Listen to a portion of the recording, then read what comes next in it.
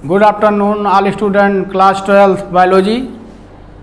मैं आज आप लोगों को ह्यूमन हेल्थ एंड डिसीजेज में क्वेश्चन बता रहा हूँ।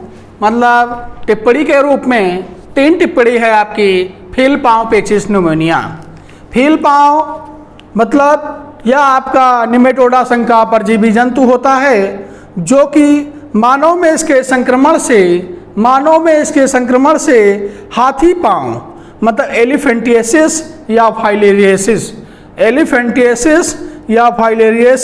रोग उत्पन्न हो जाता है। इसका संक्रमण जो होता है मादा क्यूलेक्स मच्छर के काटने से होता है। मादा क्यूलेक्स मच्छर के काटने से इसका संक्रमण होता है। इसके संक्रमण से पैरों में सूजन, शोथ का मतलब सूजन, पैरों में सूजन व जननंग में भारी विरूपता आ जाती है। इस रोग से बचाव के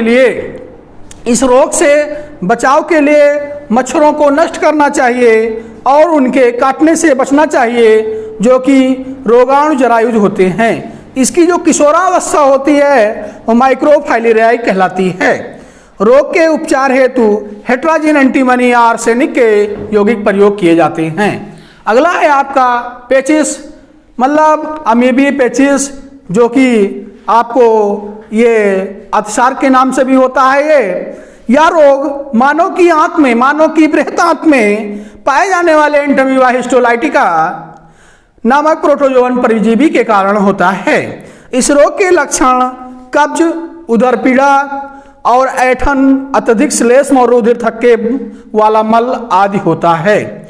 इस रोग की वाहक जो होती हैं घरेलू मक्खियां होती हैं जो परजीवी को संक्रमित व्यक्ति के मल से खाद्य पदार्थों तक ले जाकर उन्हें संदूषित कर देती हैं और सदूषित पेयजल और खाद्य पदार्थ संक्रमण के प्रमुख स्रोत होते हैं।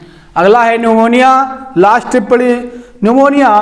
मनुष्य में न्यूमोनिया के लिए स्ट्रेप्टोकोकस न्यूमोनी और हीमोफिलस इन्फ्लुएंजा उत्तरदायी 2 कारक होते हैं। इस रोग में फेफड़ा मतलब फुसफुस फेफड़ा जिसके वायुकोश में हवाओं का आदान प्रदान नहीं हो पाता है उसी से वो संक्रमित हो जाते हैं। इस रोग के संक्रमण से वायुकोष्ठों में तरल भर जाता है जिसके कारण सांस लेने में परेशानी होती है। और इस रोग का लक्षण जो होता है ज्वर, ठिठुरन और खांसी, सिरदर्द आदि होते हैं।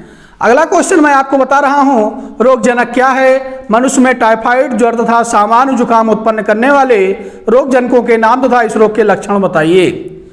तो आप लोग देखिएगा अनेक सूक्ष्मजीव जैसे जीवाणु, विषाणु, कवक व प्रोटोजोआ आदि प्रमुख रूप से शामिल होते हैं। इनमें मानव में विभिन्न संक्रमण उत्पन्न करते हैं। इस कारक सूक्ष्मजीवों को रोगजनक कहा जाता है। तो पहले मैं आपको साधारण जुकाम बता रहा हूँ। साधारण जुकाम जो होता है अनेक प्रकार के विषाणुओं द्वारा होता है। यह अधिकांशतः राइनो विषाणु या कभी कभी कोरोना विषाणु द्वारा हो जाता है। उसके बाद मैं आपको अगला बता रहा हूँ टाइफाइड बुखार।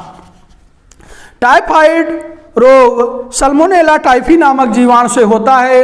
टाइफाइड जो रोग होता है सल्मोनेला टाइफी नामक जीवाणु से होता है। यह रोग प्रायः 1 से 15 वर्ष तक के आयु के बच्चों में ज़्यादा पाया जाता है।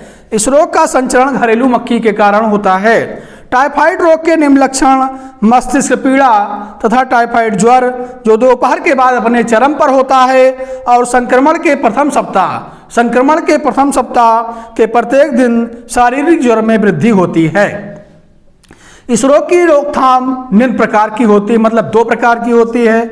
नंबर 1 प्रभावशाली मलत्याग विसर्जन व्यवस्था तथा स्वच्छ वातावरण मतलब उसके लिए स्वच्छ वातावरण होना चाहिए। और दूसरा होता है टीकाकरण मतलब टीएबी टीकाकरण। प्रतिरक्षण के प्रभाव 3 वर्षों तक रहता है। टीएबी का पूरा नाम होता है थायराइड इम्यूनिनेशन रिकॉम्बिनेशन।